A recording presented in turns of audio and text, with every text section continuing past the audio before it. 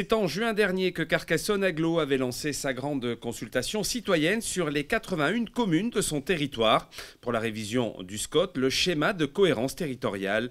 Une démarche participative menée en partenariat avec les étudiants du DUT statistique de Carcassonne. Plus de 1500 réponses ont été collectées. Elles vont permettre d'identifier les attentes et les enjeux du territoire et de ses habitants pour les 20 ans à venir. Le premier souci de nos concitoyens, c'est bien sûr de trouver un emploi.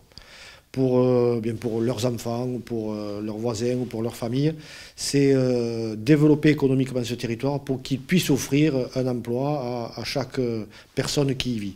Donc de ce côté-là, bien sûr, nous avons axé, je dirais, notre SCOT sur l'attractivité du territoire, le développement économique, etc., etc. Le deuxième pilier de notre SCOT s'articulera autour de la transition climatique et énergétique parce qu'aujourd'hui, 92% des personnes estiment que la transition climatique et la transition énergétique doit être une priorité pour notre territoire. Donc il faut éviter de consommer des espaces agricoles, travailler sur les économies d'énergie pour nos bâtiments, pour nos concitoyens, pour leur permettre d'avoir des locaux d'habitation qui ne sont plus des passoires énergétiques et puis construire une agriculture durable, raisonnable, de façon à ce que